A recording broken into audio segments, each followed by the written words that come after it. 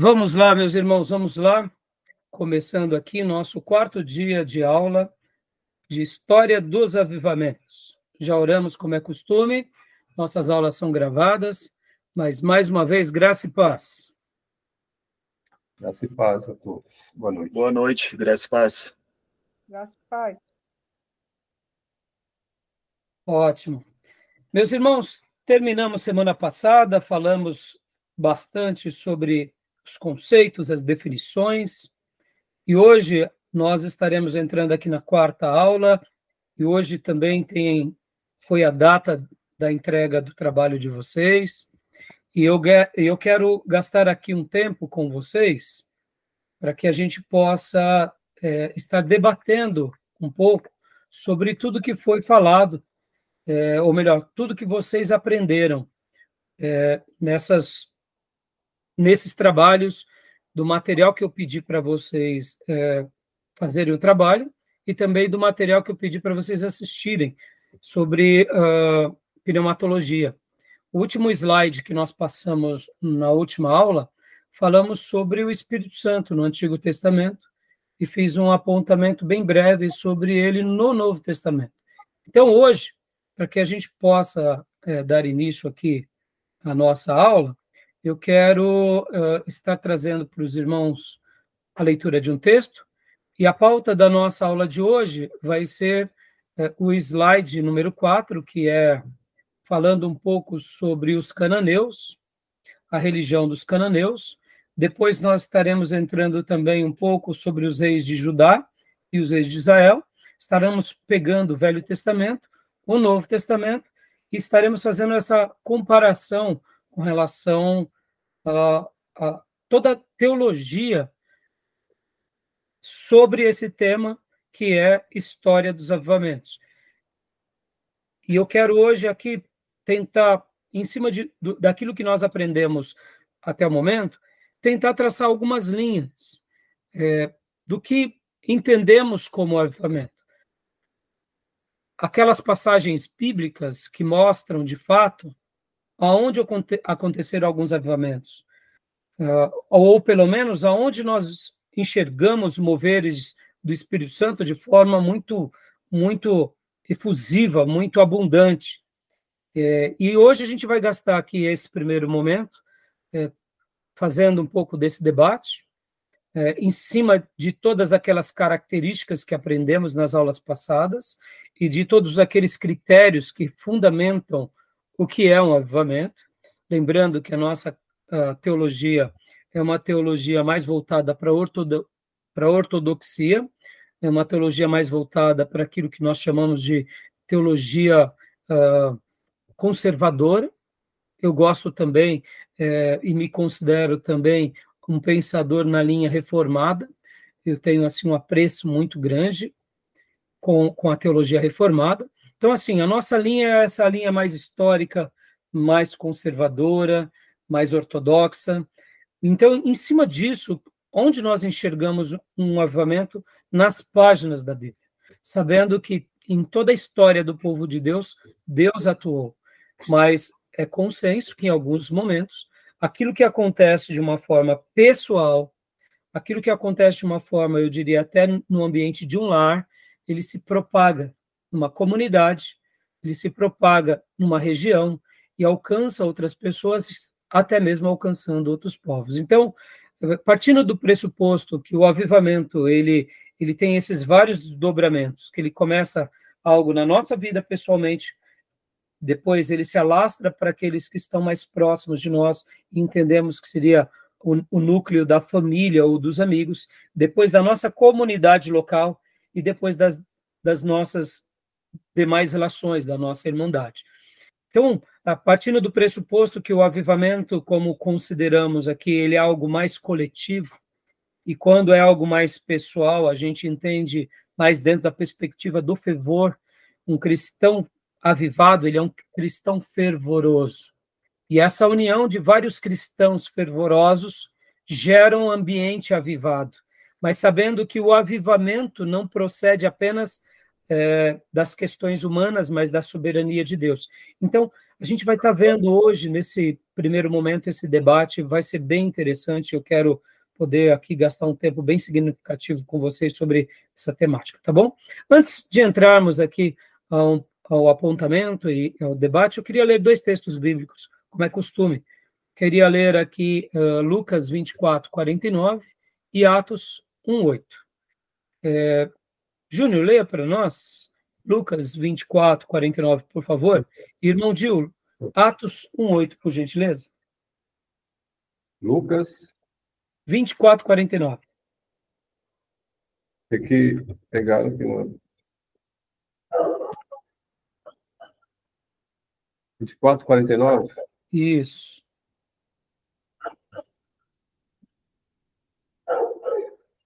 Eis que sobre vós envio a promessa de meu Pai, ficai, porém, na cidade de Jerusalém, até que do alto sejais revestido de poder.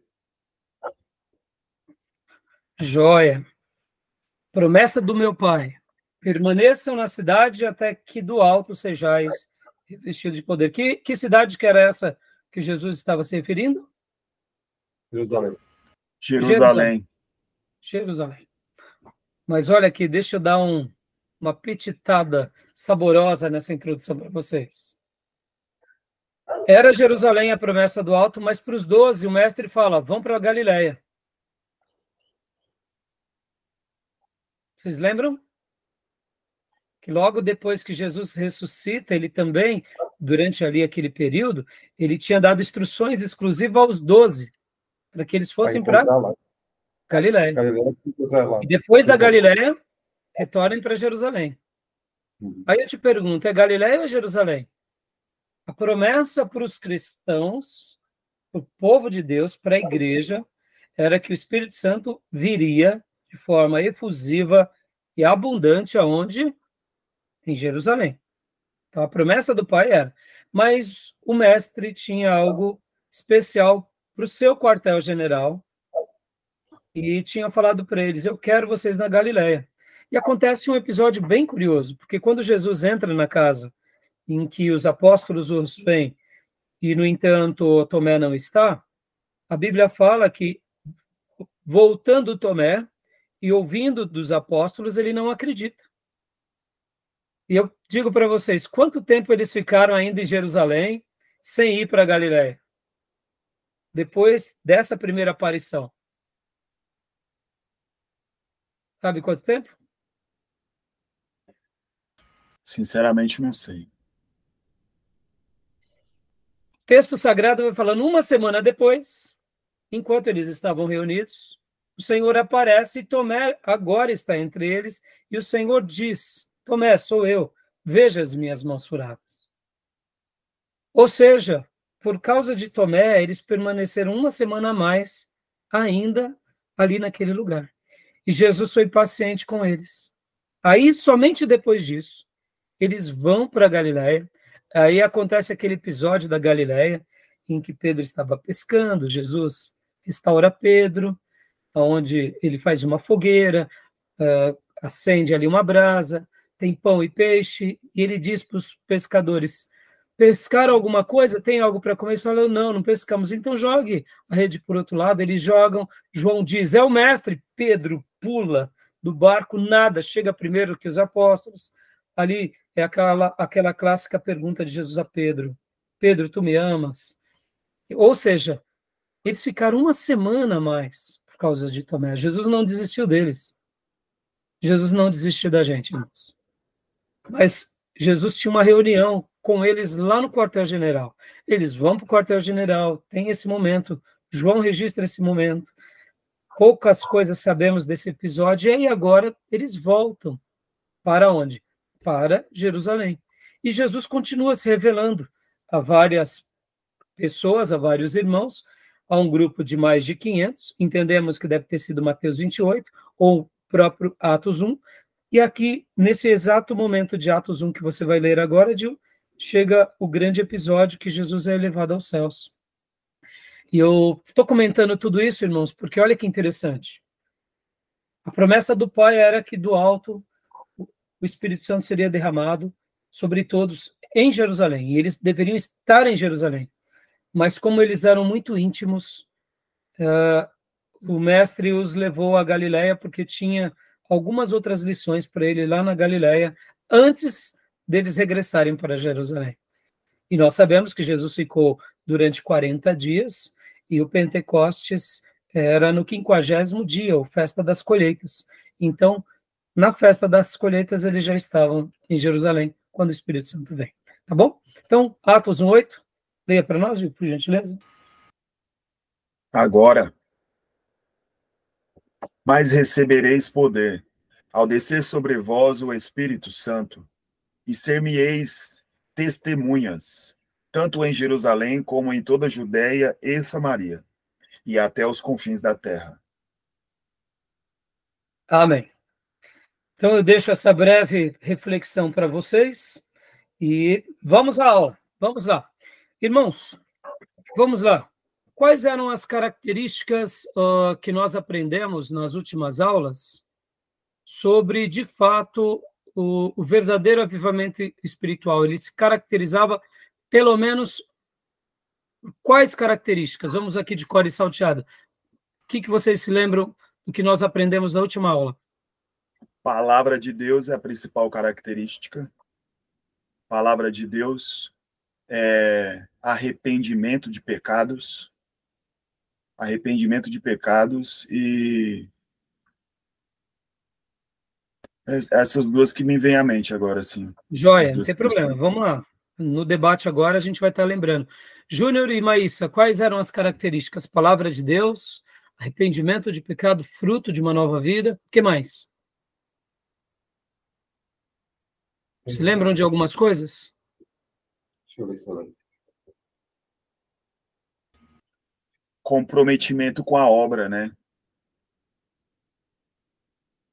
Seria mais ou menos com essas palavras, né? Uma redescoberta dos dons, uma repaginada dos dons. O que mais? Quem era que tinha que estar no centro de tudo? Há uma descentralização de alguém ou de algumas coisas para uma centralização de outros. Hã? Centralização de Deus, né? Deus é o centro. Deus se torna o centro e todos os demais deixam de estar ali no centro, né? O que mais? Lembra de mais alguma coisa? Então, vou refrescar a memória de vocês aqui. Vou compartilhar rapidamente o slide e a gente só vai ler rapidamente aqui os pontos principais, só para a gente reprisar um pouquinho esses princípios, tá bom? Rapidamente, assim, só os pontos principais. Vamos lá. Aqui, vamos lá.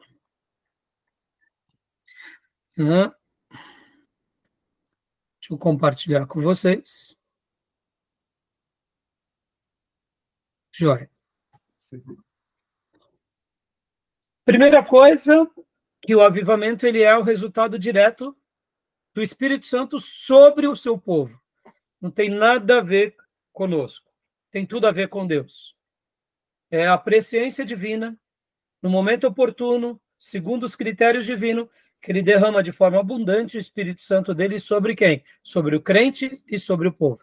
Não é o movimento dos homens, não é o movimento nosso, mas é uma atuação pura e única e exclusivamente de Deus. No entanto, é óbvio que é também resultado daquela permissão do homem a Deus. O homem está, eu diria, ele prepara todo o caminho, ele ora, ele se consagra, ele deseja Deus, ele anseia Deus, ou seja, o terreno está totalmente pronto.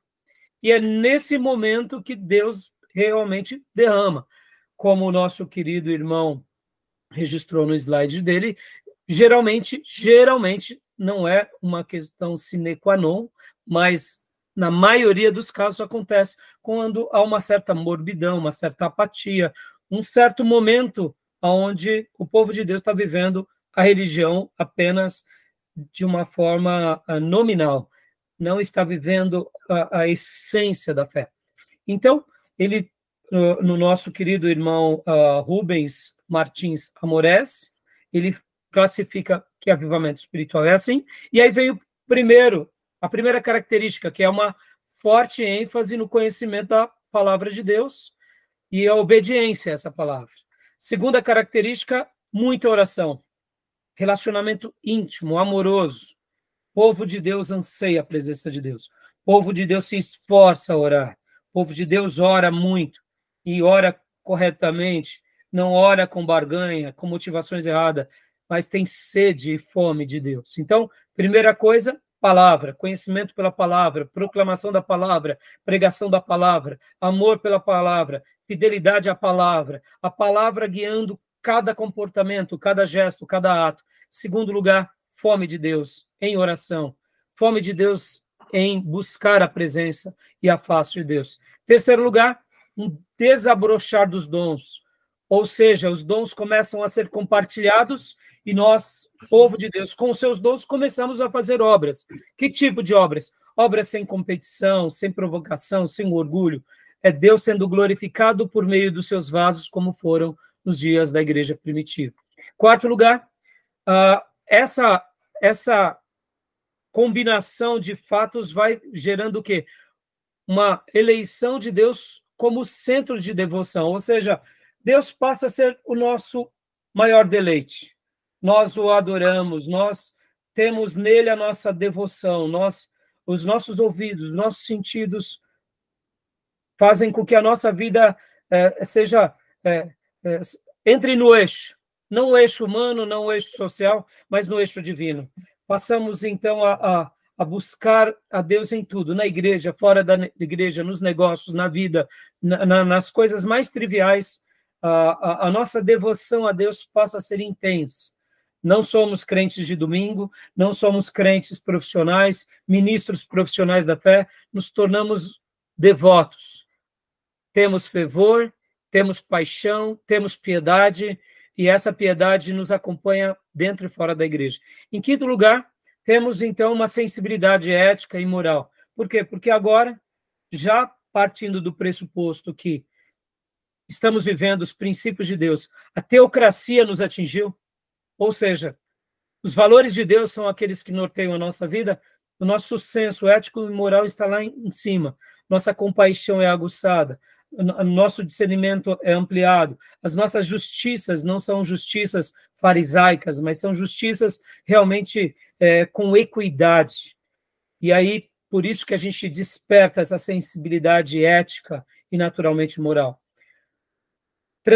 Há um transbordamento da comunhão e do compromisso comunitário com a aliança e as suas implicações. Ou seja, temos uma comunhão. Não importa a igreja, não importa as placas, mas isso que está acontecendo na nossa vida agora, a gente quer ver até a nossa sociedade mudar. Mesmo com as outras religiões, nós não somos intransigentes, não somos demagogos, não tratamos as pessoas com aquele viés de soberba, porque somos os eleitos de Deus. Antes, temos agora um desejo de ajudar as pessoas naquilo que elas são, fazemos obra social, não com barganha, ou seja, há uma comunhão profunda, há uma sensibilidade nossa, uma comunhão com a igreja, o povo se torna mais sensível, mais solidário. Sétimo lugar, naturalmente, tudo isso favorece no impulso evangelístico. As almas passam a ser a coisa mais estimada por nós. Aqueles que estão perto, aqueles que estão longe, aqueles que são menos favorecidos. Não é somente culto do empresário, não é somente reunião com os executivos. Aqui a órfã importa, a viúva importa, o estrangeiro, o forasteiro importam, porque são pessoas importantes. O mendigo importa, o garoto no semáforo que vive uma vida sendo explorado pelos seus próprios pais, está naquela situação de uma vida miserável por causa dessa situação que ele foi acometido pela vida. Agora, os nossos olhos veem ele como algo relevante, ou seja, há um impulso evangelístico genuíno. Qualquer alma importa, qualquer vida importa. Qualquer ser importa, os mendigos importam, as prostitutas importam, os ladrões importam, o narcotráfico importa, os traficantes importam. Por quê? Porque são almas que precisam de Deus. Ou seja, em sétimo lugar, esse desejo evangelístico não é o evangelismo somente de poderosos, é o evangelismo de corruptos, corruptores, de policiais, de bandidos, de milicianos, de qualquer um, porque todos importam para Deus. E aí, Em oitavo lugar, ele diz que há um crescente impulso à adoração e fervor. Naturalmente, adoraremos a Deus intensamente, seremos fervorosos em tudo. Aí ele continua dizendo, em nono lugar, uma forte ênfase na definição, ampliação e focalização da dimensão de missão. Aqui abrangendo as obras sociais, abrangendo missões, abrangendo o mundo. E último lugar, manifestação do fruto do Espírito, com ardente fervor, num misto paradoxal de amor e de humildade. Então, nosso irmão, ele trouxe essas 10 características e elas pontuam bem. É óbvio, irmãos, não é tudo, tá bom? Não é tudo, mas são coisas bem relevantes. Tá joia? Eu poderia dizer o seguinte, que esses 10 itens, eles são quase que um consenso dentro do povo de Deus. Existem outros, nós não estamos aqui no módulo que é para redefinir o que é avivamento, mas nós estamos aqui no módulo para aprender o que é avivamento, o como entendemos ao longo da história e principalmente das páginas da Bíblia. Tudo bem até aí? Tranquilo? Joia? Uhum. Então vamos agora ao nosso trabalho, meus irmãos, ao nosso trabalho. Vamos lá. Uma pergunta. Pode falar, Júnior. Todas essas características aí, todas elas aí, significa que quem detém essas características tem um avivamento. Importa dizer que, ausente dessas características, nós estamos praticamente mortos. Estamos naquela condição de morbidade. A igreja está ausente dessas características, estamos numa situação crítica, né? Então, na realidade, Júnior, vamos pensar da seguinte forma, não vamos ir para os extremos, no sentido assim de que estaríamos mortos. Não vamos pensar assim, porque o que acontece? Porque, de fato, Júnior, lembra que nem sempre, algo que acontece no coletivo acontece individualmente. Então, partindo do pressuposto que o avivamento é algo coletivo, sim, mas o avivamento que é algo coletivo, ele acontece pela soberania de Deus numa comunidade. Mas, de forma individual, nós podemos ser cristãos que vivem essas 10 características. Ou seja, na minha pessoa, eu posso ser alguém avivado. Eu posso ser um cristão avivado, mesmo vivendo numa comunidade não avivada. Dentro dessa dimensão aí, com todas as características? Ou pelo menos, vamos dizer assim, que não sejam todas, mas que seja a maioria. Vamos pegar um exemplo aqui, Júnior. Vamos pegar algum exemplo. Vamos pegar a vida de Jeremias. Jeremias tinha essas 10 características? Eu não posso afirmar. Mas ele se aproximava delas? Também não posso dizer com precisão, porque a gente estamos tratando de seres humanos falhos, né? Então, claro. Isso tem que ter também ter essa realidade, né? Sim, então, mas vamos... Pode falar. Lembra que eu falei aquela vez? Da ideia de uma utopia, de algo humanamente irrealizável. Ou seja, sabe, já parece que está num padrão que não pode nem mais ficar mais na Terra. Não, então, mas... Essa é a minha sensação, de que são muitas características que, assim, trazer ela de forma intelectual, de forma teórica, é muito fácil visibilizar, de apontá-la, mas vivê-las é muito mais difícil. Claro, claro. Mas, olha, eu peguei Jeremias de propósito, porque a gente sabe que Jeremias foi o profeta que menos foi considerado na história do Velho Testamento durante a sua vida e ministério. Ou tiveram outros, mas Jeremias ilustra bem o que é ser um profeta desprezado. E por que eu falei de Jeremias? Porque Jeremias, ele tinha algumas pessoas que realmente eram piedosas, eles tinham apenas os recabitas, e mais alguns que davam ouvido para ele, o resto era tudo desviado. O rei desviado, sacerdote desviado, até o pai dele, que tinha sido um homem muito piedoso, possivelmente já estava morto, O rei Josias tinha morrido. Olha só, até o rei que era bom morreu. Aí o pai dele, também que era piedoso, morreu, que era o sumo sacerdote Ilquias. Aí sobra Jeremias, Deus levanta ele no meio de uma nação que está se degradando. A impressão parece que ele vai ser o elo entre o regresso do retorno ao que se vivia nos dias de Josias e nos dias do seu pai. Mas, pelo contrário, aquela tribo, em especial Judá e Benjamim, eles vão em queda livre até o cativeiro babilônico. E a gente olha que os anos de ministério de Jeremias foram longos, não foram 5 anos. Quando a gente vai estudar, como nós aprendemos em Introdução ao Antigo Testamento, e Jeremias sofreu que nem um desgraçado, porque o povo não ouvia, o rei não ouvia, os sacerdotes não ouviam. Ele passou assim, maus bocados, não morreu por Deus. Ele é o tipo daquele profeta que tinha tudo para morrer pela causa do reino, não morreu por uma intervenção divina. Ele é tratado bem pelos ímpios, ele é tratado bem pela Babilônia, e ele não é tratado bem pelo seu povo. Bom, eu estou pegando ele como exemplo para mostrar o seguinte, que essas características, se não estavam todas, é claro, não estavam todas, porque, por exemplo, o nível ético e moral de Jeremias era lá em cima, mas, por exemplo, a missão da evangelização, ele não conseguiu atingir as outras nações, porque o seu próprio povo era um desviado, que não queria ouvi-lo. Mas você pode ver que a mensagem de Jeremias vai chegar nas outras nações, principalmente com Daniel, vai chegar nas outras nações, principalmente com Ezequiel, vai chegar nas outras nações por causa que ele foi tão fiel a Deus que o texto dele vai chegar lá no reino da Babilônia, vai chegar lá no Império Medo-Persa, ou seja, a mensagem dele vai evangelizar em um outro tempo na agenda de Deus, mas não em vida. Por que eu estou falando tudo isso? A questão dele se tornar mais solidário com o órfão, com a viúva, ele mal conseguiu fazer isso porque ele mal conseguia ter êxito ali entre o seu povo. Mas quando a gente faz uma avaliação nua e crua, ele era um cristão fervoroso, ou melhor, um hebreu fervoroso, um judeu fervoroso. E é isso que eu quero colocar em pauta. Todo filho de Deus fervoroso, piedoso, nas suas devidas proporções, vivem esses princípios.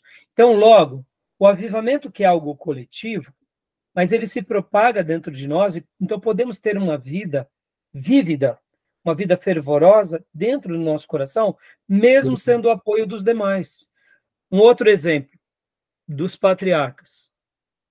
Abraão. A referência que eu falo, a referência que você pontou Jeremias, né? Há uma ênfase indicando os 3, Jó, Daniel e José, do alto padrão de integridade, de fidelidade a Deus. Você sabe disso, né? Que há apontamentos aí, referência aos 3. Né? Sim, mas você tem que lembrar, né, Júnior, que, vamos lá, então, a gente nunca vai poder fazer afirmações que Deus não fez. Concordo com você. Mas nós podemos fazer avaliações. Então, vamos pegar aqui um exemplo. Né? Bom citado, Jó. Jó, ele vivia uma vida de piedade, uma vida de devoção, ele tinha Deus, a palavra dele, ele buscava Deus em oração. Ou seja, se a gente for avaliar cada servo de Deus no Velho Testamento, o próprio Daniel, o próprio Jó, o próprio José, o próprio Moisés, depois que ele passa pela experiência do deserto de Midian, nós notamos nele essas virtudes. E o que eu estou querendo colocar em pauta aqui essa é uma coisa que acompanha o servo de Deus. Isso não significa que ele vai ver o avivamento entre todos, porque essa obra que é de Deus, no coletivo, só vai acontecer quando todos estão sendo contagiados. Mas, de uma forma pessoal, eu posso ser fervoroso. Então, eu estou fazendo esses apontamentos simplesmente para a gente poder ir agora para os trabalhos, né? E para poder dar uma luz sobre os nossos trabalhos. Mas eu não estou querendo aqui... sabe, por exemplo, vamos pegar um exemplo aqui, Davi, por exemplo. Davi, nós notamos que ele tinha uma inclinação de piedade muito diferente de todos os seus. E ele era um menino muito exemplar. Deus separa ele para uma obra especial. Já diferente de Davi, é quem é um outro eleito, que é o próprio juiz Sansão. Sansão era um atrapalhado. Jacó era um perturbado. O que a gente pode falar de Jacó e de Sansão? Que são frutos da misericórdia. Jacó é um atrapalhado sem igual. É um oportunista, é um mentiroso, é. E Sansão, pelo amor de Deus, é um eleito vulgar, é um eleito demagogo. Se não é a misericórdia de Deus sobre eles, a gente não vê piedade neles no primeiro momento. A gente vê o oposto da piedade. E é isso que eu quero dizer, que há uma característica bem peculiar que acompanha quando essa pessoa ela está ali transformada, ela está ali sendo inclinada a Deus. Jacó, depois do Peniel, é outra história, é outro homem. Depois do Peniel, é outro homem. Mas até o Peniel, pelo amor de Deus, era só... Eu não quero pastorear um Jacó. Mesmo sabendo que amanhã eu não quero pastorear um Jacó, nem um Sansão, um ungido rebelde. Terrível. No entanto, Deus vai me dar muitos Jacós e Deus vai me dar muitos Sansãos. Isso não depende de mim. Mas olhando, são pessoas que nos deixam assustadas. Porque se nós não conhecêssemos o final da história deles, poderíamos falar que eles seriam muito parecidos com quem? Com Saul e com Judas Iscariotes, ou não? Começam... são vidas complicadas. Então, o que eu quero apontar aqui não é fazer uma defesa do que é ou do que não é, mas é mostrar as características para que a gente possa ansiar tudo isso. Tá bom? Tudo bem? Ok. Beleza. Beleza? Joia. Então, agora falando um pouco sobre o nosso trabalho, meus irmãos, lembram? Nos trabalhos que a gente tinha feito, eu até fiz esse pedido aqui para vocês, ó. Pegue 3 passagens bíblicas do Antigo Testamento e mais 3 passagens bíblicas do Novo Testamento, onde ocorreram avivamentos, e comente os fatos ocorridos em cada acontecimento. Compare todas as 6 passagens e veja todos os aspectos semelhantes de cada história. Escreva tudo que você aprendeu sobre avivamento nessas passagens. Descreva pontos de semelhança entre todos. Destaque as coisas mais notórias sobre os avivamentos e comente sobre os fenômenos mais importantes e os seus feitos. Ou seja, então, esse daqui era o trabalho. Vamos lá. Quem quer começar falando aqui? Vamos fazer uma breve síntese aqui. Quem quer começar falando sobre os 3 avivamentos do Velho Testamento e depois os 3 do Novo? Eu fiz assim, talvez a minha forma de ver, talvez mude um pouco, né? Eu peguei aquela passagem de Abacuque, eu não peguei. No momento eu achei que era 3, mas eu acho que Abacuque tem a pretensão do avivamento. Eu li até a atenção de Shed Live, na revista Vida de São Vida Nova e outros. Não peguei muito comentário, somente essa sobre Abacuque, que uns falam que era o avivamento, mas na verdade Abacuque ele ora pelo avivamento, que a canção de Abacuque. Muito bem citado, porque ali ele está pedindo avivamento. Pedindo avivamento, e não avivamento.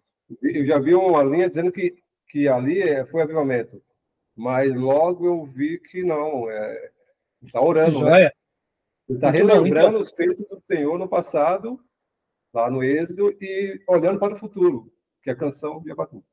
Agora, com relação aos 3 textos, eu peguei o texto de Crônica 34, peguei Neemias 8, de 1 a 12, e peguei Jonas em Nínive. O Novo Testamento... Então, só vamos dar uma pausa aqui no Velho por enquanto, Júnior. Você disse primeiro, 2 Crônicas... 34, que é todo o ministério de Josias, né? 16 anos, muito bem. Foi até os 16, depois converte, e aos 20 ele... E aí, então, o Esdra aí... Muito bem. E você pegou Jonas, né? Legal, gostei, foi super interessante, Joia. Como eu ainda não corrigi o trabalho, então por isso que eu estou gastando esse tempo para a gente fazer um debate aqui, um case, né? Vamos lá.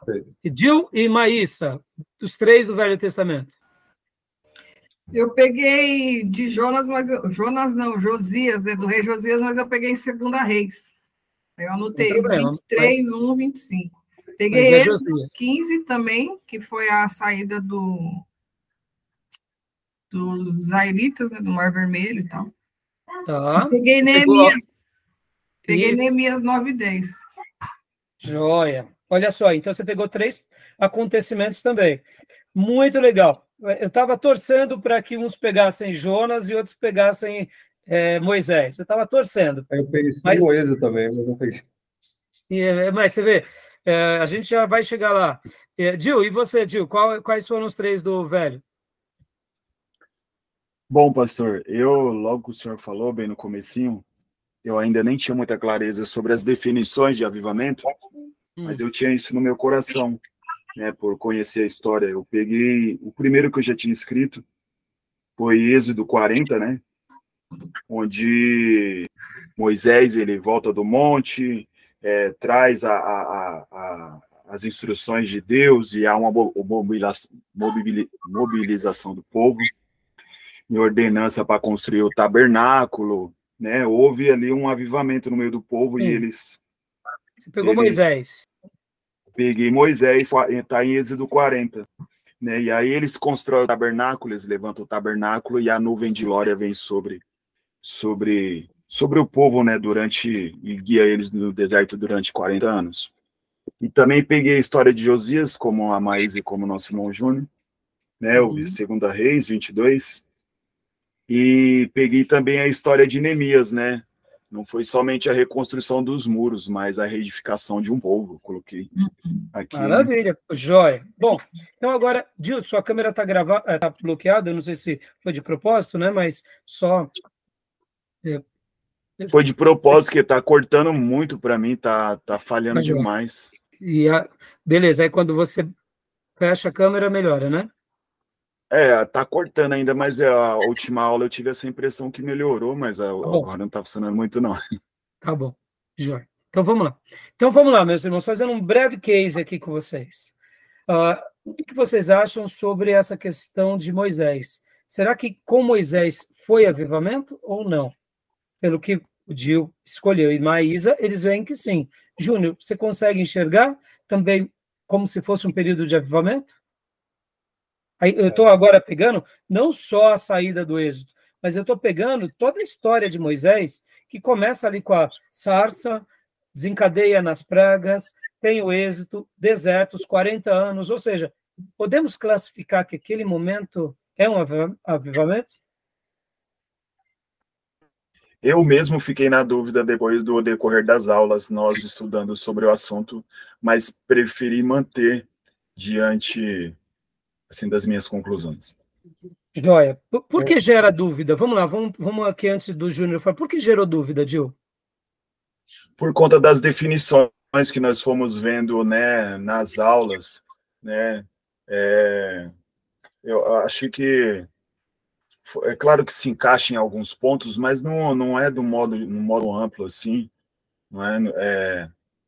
Moisés, ele trouxe uma palavra de Deus quando desceu do monte. Eu assim, para mim, eu acredito que foi a partir desse momento, por conta que, né, ele ficou lá 40 dias no monte, e então o Senhor deu a lei para ele desceu com a lei, o povo havia se corrompido, fez um bezerro de ouro, e ali trouxe, depois da leitura da lei de Deus, houve um arrependimento no meio do povo. Enfim. Joia. Então, eu vou ser bem sucinto, irmãos, mas eu quero que cada um participe, mas o que eu quero dizer, perceba que as definições que nós trabalhamos aqui, que caracterizam o avivamento, são definições que o povo de Deus, ao longo desses 2000 anos de história, vai montando e vendo, olha, quando tem a palavra de Deus como o lema de tudo, e as pessoas acreditam nessa revelação, é uma característica que ali pode acontecer um avivamento. Se a palavra de Deus e obediência, se há sede de Deus, se há uma postura, uma entrega incondicional e o dom, se há, ou seja, todas essas definições e características, nós entendemos que nos parece ser um avivamento. Então, vamos pegar o Êxodo aqui, de uma forma, assim, bem fria. Dentro dos pensadores, eles vão dizer, sim, foi um avivamento. Outros vão dizer, não, não foi avivamento. Por que não? É simples, porque se fosse avivamento, eles não construiriam um bezerro de ouro, não murmuraria tanto. Meus irmãos, a gente tem que lembrar aqui, né? Opa, acho que o Dio estava chamando, né? O pastor Dio estava chamando. Não tinha visto. O pastor Johnny, aliás. Opa, pastor Johnny, paz, filhote, eu não estava vendo que você estava chamando. Então, continuando aqui.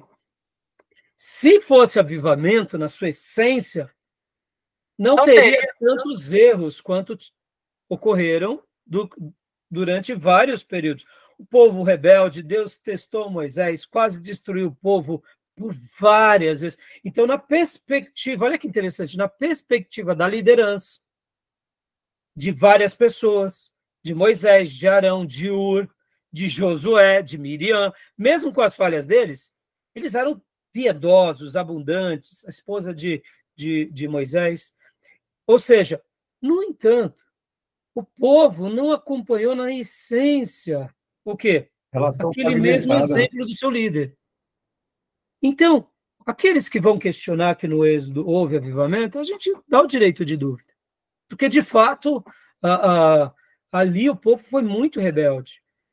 Mas eu, particularmente, eu entendo que o Êxodo, sim, foi um avivamento, porque é uma atuação soberana. E aqui, deixa eu dar uma outra fala aqui para vocês. Avivamento não significa que as pessoas serão perfeitas. Avivamento não significa que as pessoas elas não errarão. Irmãos, enquanto existirem pessoas, é tentativa e erro. Inclusive, com qualquer geração. Podem ver que Abraão, em meio a tudo, errou. José do Egito, nós não temos, na Bíblia, a Bíblia não menciona, irmãos, erros de 2 pessoas, pelo menos. Eu diria 3 pessoas. Mas essa terceira, ela tem uma dúvida. 4, vai, mas assim, se a gente for fazer um apanhado, a gente não vê erros. A gente não vê erros na vida de José do Egito, a gente não vê erro na vida de Daniel. Não menciona nada. Agora, significa que eles eram perfeitos? Claro que não. Quais são os outros que têm dúvida? Elias, ele fica com medo de Jezabel. Mas até aí, medo é medo. E qual outro também que é parecido a Elias? João Batista. 3:23. Ele tem dúvidas. Hã? Romanos 3:23. Sim, dúvida. Mas o que eu quero dizer, a gente não vê, por exemplo, Pedro. Pedro errou demais. Paulo também errou. Então, assim, é comum servos de Deus errar, mesmo em meio ao avivamento. Então, dizer que por causa do erro das pessoas não foi o avivamento, é dizer que quando vier o avivamento sobre a igreja, a gente não vai errar. Isso não é verdade. Nós iremos errar, porque isso está dentro da nossa experiência humana. É óbvio, erraremos menos. Mas vamos lá. Então, eu fiz questão de fazer esse comentário, porque, assim, entre os especialistas, eles vão dizer, uns vão dizer que sim, outros não. Para mim foi, tá bom, mesmo? Não. Mas, assim, é legal a gente enxergar isso e pegar isso e falar, puxa, interessante. Agora, Júnior, comenta você sobre o Êxodo. Olhando pelo prisma de Êxodo, desde o início, Deus liberta o povo, dá um aspecto de uma libertação. Deus vem salvar. Ele fala mesmo para Moisés, Êxodo 3, dele ontem, eis que tenham visto o sofrimento do meu povo, e o seu clamor pelo sofrimento dos seus exploradores. Estou descendo para libertá-lo. Ou seja, só que essa relação ficou muito fragmentada durante todo, porque se a gente for analisar, parece que é um avivamento que termina e nós a revivar durante toda a história do povo. É toda fragmentada. Desculpa, falhou. Desculpa, fala. Mas se for considerar aquele ponto também que pega os crentes quase que mortos, moribundos lá para reavivar, aí, tipo, tá total dentro, entendeu? Mas a fala do Júnior é bem interessante, viu, Júnior? Viu, Maísa? Porque ficou muito fragmentado como um avivamento contínuo. Mas se a gente pegar essa ideia mesmo de que volta a reavivar, ou seja, então, olha, vou te dizer, hein, Deus foi paciente, misericordioso, porque foram vários ciclos, né, de retomada, de renovação. Então, eu enxergo como tal, mas assim, pode dar dúvidas, né?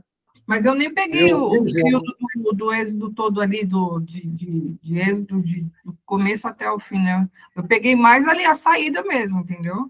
Não, sim, claro. Sim. Mas, beleza, Júnior? Quer comentar mais alguma coisa? O porquê, sabe por quê? Porque no meu trabalho eu coloquei o seguinte, que o do Velho Testamento tem uma característica, ele é curto.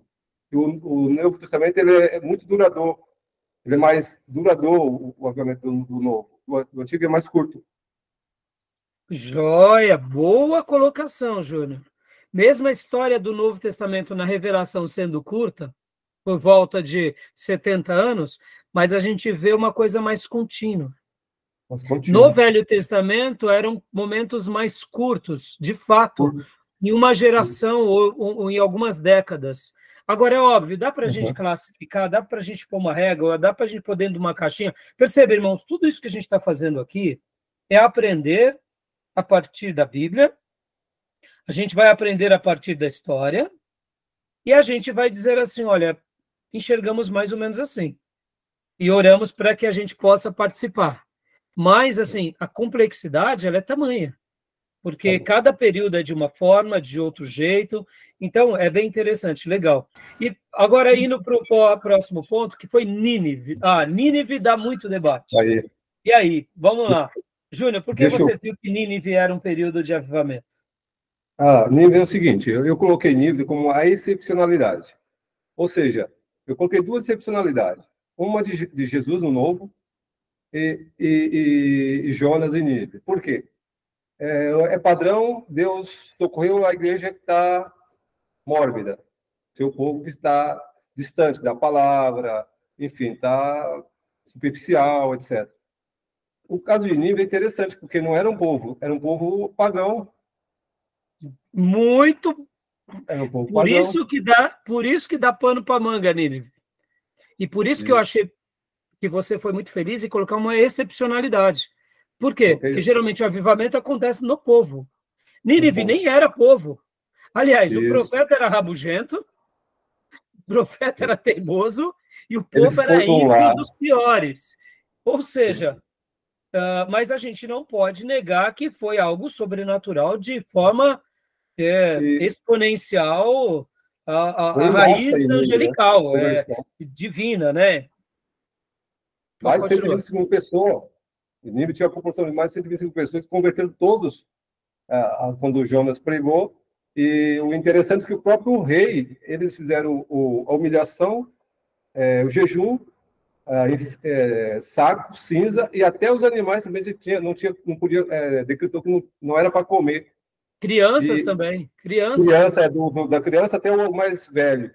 Exato. Foi geral. Essa foi Parabéns. o que eu achei. Jóia. Irmãos, deu o horário aqui, né? Mas vamos concluir só essa parte para a gente poder encerrar o bloco. Então, irmãos, vocês conseguem ver... né? Não? Já não deu, não? Falta ainda mais 5? Falta 6. Então tá jóia. Então, beleza. Então, vamos explorar. Agora, irmãos, vocês conseguem enxergar que Nínive é uma, como o Júnior colocou, é uma excepcionalidade? Porque foge dentro dos critérios. Percebe, irmãos, como é difícil falar do avivamento? Vocês estão entendendo? Porque desde o começo eu não fiquei aqui afirmando avivamento é isso. Não sei o que é isso. Porque, deixa eu aqui dar uma explicação. Antes da explicação, que leitura que vocês fariam de Nínive? Bate pronto aqui. Foi avivamento ou não foi avivamento? Mas de início, não. Agora eu estou em dúvida. Tá, tudo bem. Gil, foi avivamento ou não? A princípio, eu acredito que não foi avivamento, mas, né, o Espírito sopra onde quer. Joia. Pastor Johnny, foi avivamento ou não? Eu vou ser o contraponto aqui. Embora, usando as palavras do nosso irmão Júnior, foi uma excepcionalidade, eu consigo enxergar um avivamento. Joia. Então, vamos lá. Olha como é interessante, irmãos. Dentro dos especialistas, muitos vão dizer que Nínive foi uma atuação de Deus. Nínive foi uma salvação, um grande evangelismo. Ou seja, o Espírito Santo atuou, inegavelmente, somente salvando, perdoando e restaurando. Mas não foi um avivamento. Então, assim, percebam que nós não teremos uma definição concreta, uma resposta pronta. Lembrando que desde da primeira aula, do primeiro dia de aula, eu falava, irmãos, falar sobre a história dos avivamentos é complexo. Por quê? Porque é o atuar de Deus na história. E na última aula, que foi na terceira aula, eu falei, irmãos, por que nós temos dificuldade de fazer afirmações sobre o avivamento? Só vai entender bem o avivamento quem passa por ele. No demais, a gente estuda. E os nossos estudos de caso começam com quem? Com a Bíblia. E mesmo assim, algumas passagens são passagens que têm excepcionalidade. Eu vou aqui citar uma outra passagem que tem excepcionalidade. Nos dias de Sete, logo depois da morte de Caim. Quando a morte de Abel, que Caim mata Abel.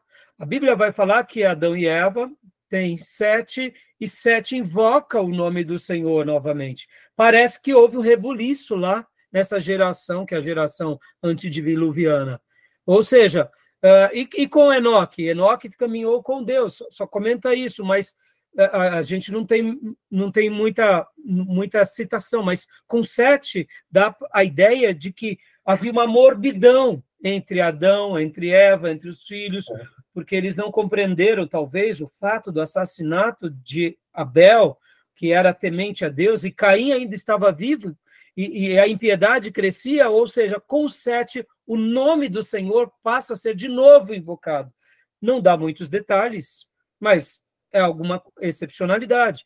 Então, quando a gente começa a pegar o Velho Testamento, a gente vai ver várias excepcionalidades, várias atuações emblemáticas, e uma das mais contundentes são o Êxodo, de fato, e também Nínive. Nós nos calamos. E teriam outras também? Teriam, por exemplo, como o imperador Ciro, o eleito, quando ele dá o regresso, aquilo era sinal de um avivamento? Ali foi um mover de Deus só no rei? Ou será que foi só na corte? Ou será que atingiu todos? Irmãos, se nós pegarmos todos os livros de Ageu, Zacarias, Esdras, Neemias, Esther, e olharmos num pano de fundo, olhando crônicas, realmente é surpreendente o que aconteceu no Império Medo-Persa. A impressão que dá é que com Ciro, logo depois de Dário, Ciro realmente, Dário é mais ou menos aquilo que ali já começa o fogo ateano com Daniel na cova, aí vem Ciro, cria aquele grande edito, ele cria o rolo de Ciro, que até hoje tem esse documento histórico, que é a libertação de todos os povos, tanto é que Ciro, até hoje, ele é considerado como um dos maiores patronos tem até um termo que é usado no mundo secular, que ele é uma grande referência de uma... Como que é o nome? Tem um nome que se dá por causa que ele faz algo que nunca ninguém tinha feito, que é o que? A libertação do povo, o regresso do povo. E dá para ver que a virada de chave em Ciro foi o quê? As escrituras. A maneira em que ele enxergava as escrituras, porque Isaías tinha profetizado sobre ele 200 anos antes. Ele assume o trono. Talvez você diga assim, pastor, mas dentro do Império Medo-Persa, haviam outros Círios? Existiram muitos Círios, mas dentre esses muitos Círios, um fez tudo o que Deus tinha prometido. Um fez coisas notáveis, inclusive quando eles regressam com todos os tesouros, o próprio imperador dá riquezas para que o templo seja construído, outros imperadores também favorecem, ou seja, será que ali também não é outras excepcionalidades? Percebam, irmãos, são fatos muito marcantes. Então, não tem como a gente pegar a história dos avivamentos e colocar numa caixinha, entendeu? Isso que é legal. Porque, como o Dio falou, citando João 3, o vento sopra onde ele quer. E como que ele vai soprar? Não sei como ele vai soprar. Como que vai ser? Não sei como vai ser. Mas há uma certa semelhança. E há uma certa característica que todos eles, pelo menos, demonstram, que é a palavra de Deus sendo amada, valorizada, obedecida e crida, sede por Deus na oração, e aí as demais coisas começam a aflorar a partir de então. Então, é muito legal. Joia. Para a gente concluir o bloco, pastor Johnny, Quais foram os 3 textos separados ou 3 histórias do Velho Testamento que o irmão colocou? Vamos lá. Êxodo 32. Como é que eu faço? História de Moisés. Isso. Tá. Juízes 6 ao 8, né? Que é a história de... Juízes 6 é quem? Desculpa, eu não entendi o que você falou. Juízes 6 é a história de quem mesmo? De Gideão. Gideão. Joia. Tá. E 2 Reis 22. Que é a história do rei Josias, lá do rei Josias. Olha, beleza. Ó, você colocou Gideão. É bem interessante. Uma história também bem emblemática. Né? Eu vi que os irmãos fizeram... Desculpa. Pode falar, pastor. Ah, tá, não. É só a forma... Eu vi que os irmãos falaram sobre cada um dos textos, né? Eu só fiz menção. Coloco meus pontos aqui ou não é momento? Não, a gente... Não tem problema, você pode até colocar agora, né? Mas assim, eu tinha feito perguntas, né? E eu fui trabalhar um pouco mais, num primeiro momento, sobre aquelas que são excepcionalidades, como o nível, que nem você citou uma excepcionalidade, Gideão. A maneira em que eles vão quebrar os postes ídolos, se voltar para Deus, seguir a liderança de Gideão, realmente parece que, de fato, é também uma excepcionalidade.